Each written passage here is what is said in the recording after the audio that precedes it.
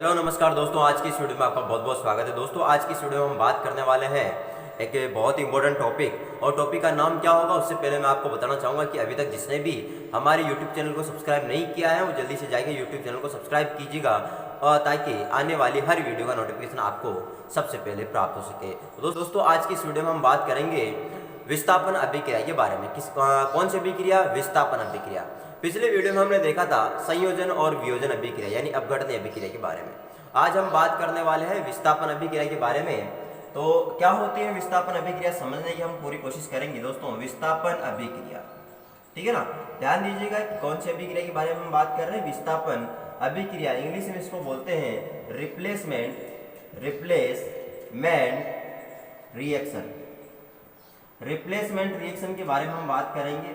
अब नाम से ही पता चल रहा है कि रिप्लेस, यानी कि यहाँ पर रिप्लेस किया जाएगा। क्या किया जाएगा? रिप्लेस किया जाएगा, यानी विस्थापित किया जाएगा। किसको? ध्यान समझना अभी किसको। तो सबसे पहले तो दोस्तों किसे कहते हैं विस्थापन अभिक्रिया, तो ध्यान से समझिएगा, सुनेगा कि ऐसी रासायनिक अभिक्रिया, ध्यान सुनना, ऐसी रासायनिक अभिक्रिया जिसमें एक पदार्थ दूसरे पदार्थ को, समझने की कोशिश करना, ऐसी रासायनिक अभिक्रिया जिसमें एक पदार्थ दूसरे पदार्थ को उसके यौगिक से विस्थापित कर देता है। यानी एक पदार्थ दूसरे पदार्थ को उसके यौगिक से विस्थापित कर रहा है, तो उसे हम क्या बोलेंगे? विस्थापन अभिक्रिया कहेंगे। ठीक है, कैसे? ध्यान समझना। जैसे हमारे पास दोस्तों ए और बी एक यौगिक है, बात समझ रहे हो? हमारे पास एक यौगिक है दोस्तों, ए और ए बी एक यौगिक है। अब इसकी अपन क्रिया करवा रहे हैं पदार्थ सी से। किससे क्रिया करवा रहे हैं? पदार्थ सी से क्रिया करवा रहे हैं। तो क्या होगा कि जो सी है उस ए बी में से ए को विस्थापित कर देगा और बनाएगा बी सी, और यहाँ पर ए को क्या कर देगा? विस्थापित कर देगा। बात समझ रहे हो? यानी कि अपन कहेंगे कि ऐसी अभिक्रिया जिसमें एक पदार्थ दूसरे पदार्थ को उसके यौगिक से क्या कर रहा है? विस्थापित कर रहा है। एक पदार्थ दूसरे पदार्थ को उसके यौगिक से विस्थापित कर रहा है, तो इसी को अपन क्या बोलेंगे? विस्थापन अभिक्रिया या रिप्लेसमेंट रिएक्शन कहते हैं। ठीक, तो दोस्तों विस्थापन अभिक्रिया को हम एक प्रयोग के द्वारा समझने की कोशिश करते हैं। किस प्रकार से समझेंगे, ध्यान देना। तो हम एक यहाँ पर क्या करने वाले हैं? प्रयोग करने वाले हैं। क्या करेंगे? प्रयोग करेंगे। ध्यान से समझिएगा। यहाँ पर हम क्या करते हैं कि एक कोनिकल फ्लास्क लेते हैं। कौन सा फ्लास्क लेंगे? Conical flask. अब कोनिकल फ्लास्क कैसा होता है? ध्यान से देखिएगा, ये कोनिकल फ्लास्क है जी। क्या ये? एक कोनिकल फ्लास्क है, ठीक है ना, ये कोनिकल फ्लास्क है।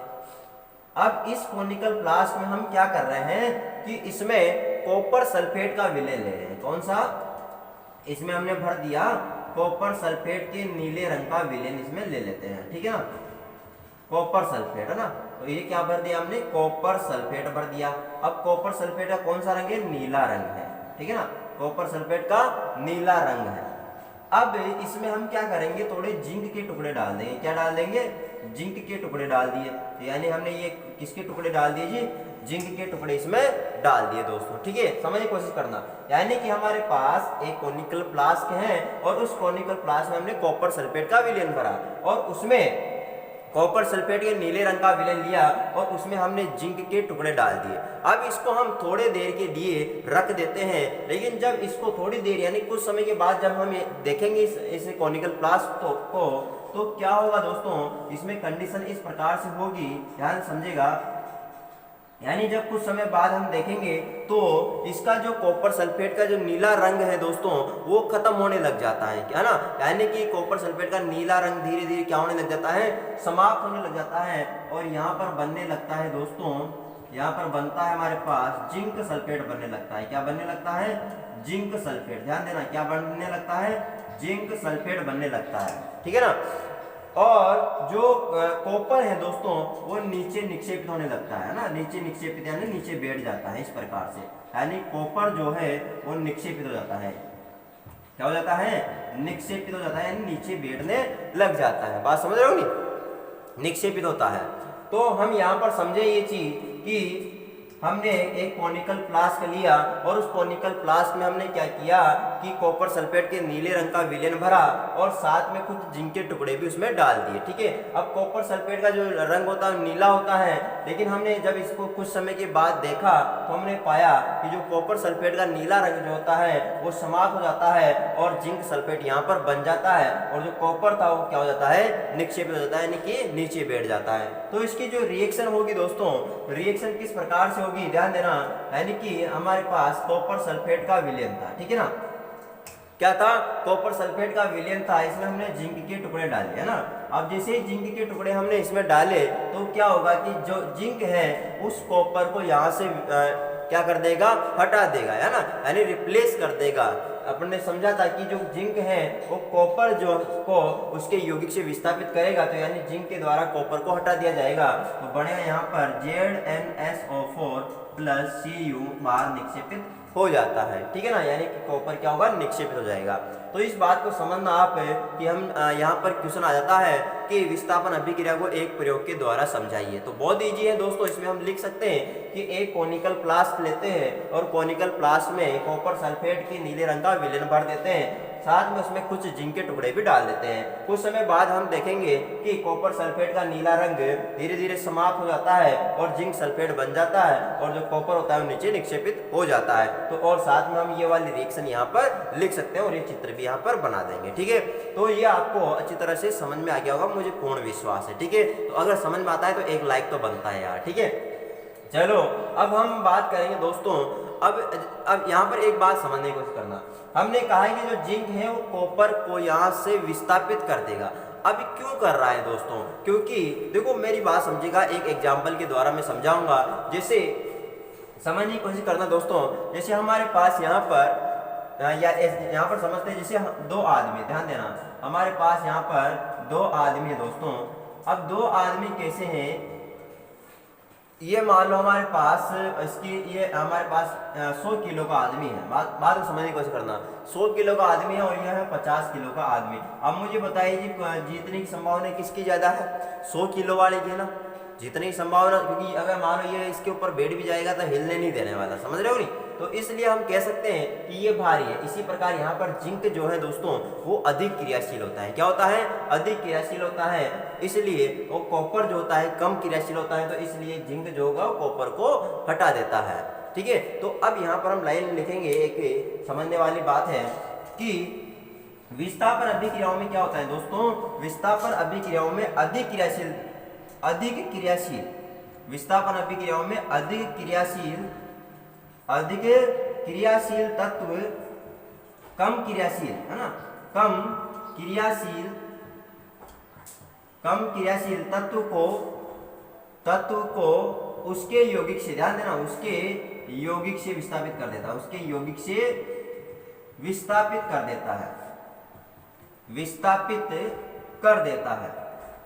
कर देता है, यानी कि जो विस्थापन अभिक्रिया होती है दोस्तों उसमें जो अधिक क्रियाशील तत्व होगा वो कम क्रियाशील तत्व को उसके यौगिक से विस्थापित कर देगा। बात क्लियर हो गई होगी। तो अब इसको अगर ऐसे भी समझे, जैसे एक और यहाँ पर मैं शानदार एग्जांपल आपको देने की कोशिश करूंगा ताकि आपका क्लियर हो जाए। जैसे समझो भाई साहब, हमारे पास क्या है ना कि एक राम और एक सीता, ध्यान समझने की कोशिश करना, ये एक इनका मतलब ऐसे समझ सकते हैं, ये BF और GF है, समझना जी, BF और GF है, BF और GF है जी। बात को समझने की कोशिश करना, राम और सीता जो है BF और GF है। अब आप समझ गए होंगे BF और GF क्या होता है, ठीक है जी। अब क्या होना कि ये जो सीता है बड़ी सी सुंदर सी प्यारी सी है ना लड़की है, तो अब क्या होगा कि राम का इसके साथ चल रहा है, चक्कर चल रहा है, ऐसे समझे, ठीक है। तो लेकिन अब क्या होगा कि इस सीता को एक और लड़का है जो कि पसंद करता है, वो है श्याम, समझने की कोशिश करना, वो कौन है, श्याम है। अब जो राम है दोस्तों, राम की जो फैमिली है वो पुअर है, गरीब है, उसके ज़्यादा जान पहचान नहीं है। लेकिन जो श्याम है उसकी फैमिली दोस्तों बहुत ही ज़्यादा, मतलब अपन कह सकते हैं कि ऐसे समझ सकते हैं कि बड़े बड़े आदमियों में इनका उठना बैठना है, पैसे वाली पार्टी है। तो अब श्याम का दिल किस पे आ गया जी? सीता पे आ गया। तो अब मुझे बताइए, ये पावरफुल है तो अब ये सीता को अपने साथ ले जाएगा। बात समझ रहे हो नहीं समझ रहे हो? यानी कि जो श्याम है वो सीता को अपने साथ ले जाएगा और राम के एक लात देगा और इसको बाहर निकाल देगा सीता के पास है। बात समझ रहे हो नहीं? लेकिन यहाँ पर ये देखो सीता, अब ये सोच रहे हो यार सीता उससे मोहब्बत करती होगी तो वो क्यों गई? वो इसलिए गई क्योंकि दोस्तों आज पैसों का जमाना है ना। जिसके पास होता है महल उसी के पास सब कुछ होता है। समझ रहे हो नहीं? तो यानी कि जो सीता होगी वो श्याम के पास चली जाएगी। तो अब क्यों गई? क्योंकि ये पावरफुल था दोस्तों। तो हम कहेंगे यहाँ पर जो अब होगा श्याम और सीता का चलेगा चक्कर और जो बेचारा जो राम है वो बाहर निकल जाएगा। ठीक है, तो ये बात आपको हो सकता है अच्छी तरह से समझ में आई होगी कि अधिक जो क्रियाशील तत्व होगा वो कम क्रियाशील तत्व को उसके यौगिक से विस्थापित कर देता है। कौन सी विक्रियाओं में? विस्थापन अभिक्रियाओं में। ठीक है जी, चलो जी अब आइए हम बात करेंगे दोस्तों। आज हम बात करेंगे कौन कौन से तत्व हैं जो अधिक क्रियाशील है, कौन कौन से तत्व हैं जो कम क्रियाशील है ना। यानी कि अपन कहेंगे अब इस क्रियाशीलता के क्रम को दोस्तों एक अपन ऐसे कह सकते हैं सक्रियता श्रेणी के द्वारा समझा जाता है। कौन सी श्रेणी? सक्रियता श्रेणी। तो ध्यान देना, हम यहाँ पर बात करेंगे सक्रियता श्रेणी के बारे में। सक्रियता श्रेणी, सक्रियता श्रेणी। तो ध्यान देना, सक्रियता श्रेणी किसे कहते हैं दोस्तों? कि धातुओं को उनकी क्रियाशीलता के, समझना ध्यान से, धातुओं को उनकी क्रियाशीलता के अवरोही क्रम में व्यवस्थित। कौन से क्रम में? अवरोही। धातुओं को उनकी क्रियाशीलता के अवरोही क्रम में व्यवस्थित करने पर जो श्रेणी प्राप्त होगी दोस्तों उसी को अपन क्या बोलेंगे? सक्रियता श्रेणी कहेंगे। इंपॉर्टेंट है, परीक्षा में पूछी जा सकती है कि सक्रियता श्रेणी किसे कहते हैं? तो धातु को उनकी क्रियाशीलता के अवरोही क्रम में व्यवस्थित करने पर जो श्रेणी प्राप्त होगी उसी को अपन क्या बोलेंगे? सक्रियता श्रेणी कहेंगे। प्रकार से एक ट्रिक के द्वारा इसको हम याद रखने वाले हैं। ठीक है, ट्रिक क्या होगी दोस्तों? ट्रिक है हमारे पास, ध्यान देना, ट्रिक होगी ध्यान देना, कनक, कनक है ना, कनक मांगे आलू, कनक मांगे आलू जाल, फिर भी है क्यों हुजूर, है ना, फिर भी है क्यों हुजूर आज आयो। ध्यान देना, समझ की कोशिश करना। कनक मांगे आलू जान, फिर भी है क्यों हुजूर आज आयो। तो ये हमारे पास ट्रिक है दोस्तों। क्या है? ट्रिक। तो क का मतलब हो गया यहाँ पर के, कर का मतलब क्या है? के। अब इसके अलावा न का मतलब है एन ए, इसके अलावा इस का मतलब है सी ए। ध्यान देना, क्या है? सी ए। मांगे का मतलब है एम जी, क्या होगा? एम जी। आलू का मतलब दोस्तों ए एल है, जान का मतलब है जेड एन, फिर का मतलब है एफ ई, बी का मतलब है पी बी, है का मतलब है एच, क्यू का मतलब सी यू, हुजूर का मतलब एच जी, आज का मतलब ए जी और आयो का मतलब ए यू। तो हमारे पास ये तत्व है दोस्तों। ठीक है ना, हमारे पास ये तत्व है। अब देखो के का मतलब सभी जानते हैं यहाँ पर दोस्तों क्या होता है? पोटेशियम होता है। क्या होता है? पोटेशियम। के का मतलब क्या होता है? पोटेशियम होता है। Na का मतलब क्या होता है? सोडियम होता है ना। Na का मतलब क्या होता है? सोडियम होता है। Ca का मतलब होता है कैल्शियम, क्या होगा? कैल्शियम होता है। इसके अलावा Mg का मतलब होता है मैग्नीशियम, मैग्नीशियम होता है, समझ रहे हो। इसके अलावा Al का मतलब होता है एल्यूमिनियम, एल्यूमिनियम, ठीक है ना। Zn का मतलब होता है दोस्तों जिंक, क्या होगा? जिंक होगा। Fe का मतलब होता है दोस्तों आयरन, ठीक है ना। और Pb का मतलब होता है लेड। H का मतलब होता है हाइड्रोजन, ठीक है ना। H का मतलब क्या होता है? हाइड्रोजन होता है। Cu का मतलब होता है कॉपर और Hg का मतलब होता है मरकरी, ठीक है ना। और Ag का मतलब होता है सिल्वर और Au का मतलब होता है यहाँ पर गोल्ड। इट मीन्स, ध्यान देना दोस्तों, समझने की कोशिश करना, बहुत इंपॉर्टेंट है यहाँ पर कि अब जो पोटेशियम है दोस्तों ये सबसे अधिक क्रियाशील होता है ना। अपन कह सकते हैं सबसे अधिक क्रियाशील, सबसे अधिक क्रियाशील धातु होती है पोटेशियम, ठीक है ना। सबसे अधिक क्रियाशील होती है, ठीक है ना। यानी कि हम कह सकते हैं कि जो पोटेशियम होगा वो सबसे अधिक क्रियाशील होता है। अब जैसे जैसे हम नीचे आते जाते हैं क्रियाशीलता का क्रम क्या होता है? घटता जाता है ना। क्रियाशीलता का क्रम क्या होगा? घटता है दोस्तों, जैसे जैसे ऊपर से नीचे आते हैं क्रियाशीलता क्रम क्या होता है, घटता जाता है। और जो हमारे पास गोल्ड होता है ये सबसे कम क्रियाशील होता है, सबसे कम क्रियाशील होता है, गोल्ड सबसे कम क्रियाशील होता है, ये बात समझने वाली है, ठीक है। तो अब क्या होगा, अब समझे कि सबसे अधिक क्रियाशील कौन है हमारे पास, पोटेशियम। अब ये से समझे कि ऊपर वाला नीचे वाले को विस्थापित कर सकता है, ऊपर वाला नीचे वाले को विस्थापित कर सकता है, लेकिन नीचे वाला ऊपर वाले को विस्थापित नहीं कर सकता। जिससे ध्यान देना, पोटेशियम जो है, पोटेशियम सोडियम को विस्थापित कर सकता है, समझना, पोटेशियम जो है सोडियम को क्या कर सकता है, विस्थापित कर सकता है, लेकिन सोडियम पोटेशियम को विस्थापित नहीं कर सकता। इसी प्रकार दोस्तों जो जिंक है वो कॉपर को, अब देखो कॉपर नीचे है किससे, जिंक से, यानी कि जो जिंक है वो कॉपर को विस्थापित कर सकता है, लेकिन कॉपर जिंक को विस्थापित नहीं कर सकता है दोस्तों। तो ये बात समझने वाली है हमें कि कौन अधिक क्रियाशील है, कौन कम क्रियाशील है, तो इसके द्वारा हम समझ सकते हैं, ठीक है। आई होप आपको अगर ये समझ में आता है तो इसका स्क्रीनशॉट ले सकते हैं या इसको आप नोट कर सकते हैं नोट्स में, ठीक है।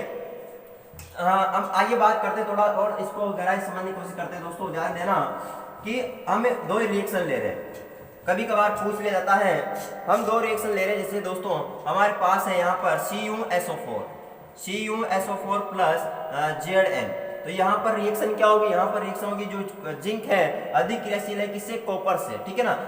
जिंक है ऊपर आता है सक्रियता श्रेणी में और ये नीचे आता है, तो जिंक अधिक क्रियाशील होगा, तो जिंक कॉपर को हटाएगा, यहाँ पर बढ़ेगा ZnSO4 प्लस Cu बाहर निक्षेपित हो जाता है, ठीक है ना। लेकिन अगर ये विक्रिया ऐसे लिखी होती दोस्तों ZnSO4 प्लस Cu, तो अब पूछा जाता इधर क्या क्या उत्पाद बनने वाले हैं, तो दोस्तों यहाँ पर ये अभिक्रिया नहीं हो पाती, नो रिएक्शन। क्यों नहीं हो पाती, कि दोस्तों कॉपर जो है वो जिंक को हटा नहीं सकता है, ठीक है। क्यों, कॉपर जो है वो जिंक से कम क्रियाशील है दोस्तों, बात समझ रहे हो नहीं। तो इस प्रकार से अपन कह सकते हैं कि अधिक क्रियाशील तत्व कम क्रियाशील तत्व को उसके यौगिक से विस्थापित कर देता है, और इसी को अपन विस्थापन अभिक्रिया भी कहते हैं ना। यानी कि एक तत्व जब दूसरे तत्व को उसके यौगिक से विस्थापित करेगा तो इसी को अपन विस्थापन अभिक्रिया कहेंगे। आई होप आपको यह अभिक्रिया अच्छी तरह से समझ में आ गई होगी, ठीक है। अब हम बात करते हैं दोस्तों नेक्स्ट रिएक्शन, और नेक्स्ट रिएक्शन का नाम है दोस्तों द्विविस्थापन अभिक्रिया। क्या है, समझने की कोशिश करना, द्विविस्थापन अभिक्रिया, द्विविस्थापन अभिक्रिया किसे कहते हैं दोस्तों, द्विविस्थापन अभिक्रिया। ध्यान समझने की कोशिश करना। अब इंग्लिश में क्या बोलेंगे, डबल रिप्लेसमेंट रिएक्शन, क्या बोलेंगे, डबल रिप्लेसमेंट रिएक्शन बोलेंगे, ठीक है ना। अब क्या होती है दोस्तों, समझने की कोशिश करना, ऐसी रासायनिक अभिक्रिया जिसमें अभिकारकों के मध्य आयनों का आदान प्रदान होता है। ध्यान समझना, आयनों का आदान प्रदान होता है। ऐसी रासायनिक अभिक्रिया जिसमें अभिकारकों के मध्य आयनों का आदान प्रदान होता है द्विविस्थापन अभिक्रिया कहलाती है। कैसे, ध्यान समझना, एक एग्जाम्पल के द्वारा समझते हैं। हम यहाँ पर लिखता हूँ दोस्तों, यहाँ पे लिखेंगे CuSO4, यानी इसको बोलते हैं दोस्तों अपन कॉपर सल्फेट। क्या बोलेंगे, कॉपर सल्फेट बोलेंगे, ठीक है ना, समझने की कोशिश करना। और इसी क्रिया करवा रहे हैं सोडियम हाइड्रोक्साइड के साथ, है ना, इसको बोलते हैं सोडियम हाइड्रोक्साइड बोलते हैं, ठीक है ना। अब ध्यान देना दोस्तों, जब CuSO4 की अभिक्रिया सोडियम हाइड्रोक्साइड के साथ करवाई जाएगी तो किस प्रकार से रिएक्शन होने वाली है, ध्यान समझना। देखो पहले तो अपन इसको ऐसे तोड़ देते हैं, Cu+2 और SO4-2 होता है। इसी प्रकार से यहाँ पर होगा Na+ और OH- होगा। अब मुझे बताइए, मैं आपको पहले ही बता चुका हूँ कि जब जैसे मान लो मुझे बताइए कि जो शादी करवाई जाती है वो सेम लिंग में होती है या ऑपोजिट लिंग में होती है। मुझे विश्वास है सभी का उत्तर होगा ऑपोजिट लिंग में होती है, यानी कि स्त्री की शादी स्त्री के साथ नहीं हो सकती, इसी प्रकार पुरुष की शादी पुरुष के साथ नहीं हो सकती, यानी कि स्त्री शादी हमेशा पुरुष के साथ होने वाली है। तो यानी कि दोस्तों जो Cu+2 है वो किसके साथ जाएगा, OH- के साथ, और जो Na+ है वो किसके साथ जाएगा, SO4-2 के साथ जाने वाला है, ठीक है। तो यानी कि इनके मध्य आयनों का आदान प्रदान हो रहा है। हम यहाँ पर समझ सकते हैं कि जो Cu है वो यहाँ पर OH के साथ जाएगा, तो यहाँ बढ़ेगा CuOH का होल पाई, क्योंकि देखो इसके पास जो आयन की संख्या 2 है, इसके पास 1 है, ठीक है। यानी कि जब सूत्र बनेगा तो 2 इससे गुणा होगा, 1 इससे गुणा होगा, तो CuOH का होल पाई प्लस। अब देखो यहाँ पर देखो Na, इसके पास जो आयन है वो 2 है, इसके पास 1 है, तो ये 2 इससे गुणा होगा तो बनेगा हमारे पास Na2 और SO4, Na2SO4, तो ये अपन के पास ये बन गया दोस्तों कॉपर हाइड्रोक्साइड। क्या बन गया? Copper hydroxide, copper hydroxide. और यहाँ पर हमारे पास ये बन गया दोस्तों, ध्यान देना, इसको बोलते हैं सोडियम सल्फेट। क्या बोलेंगे? सोडियम सल्फेट बोलेंगे।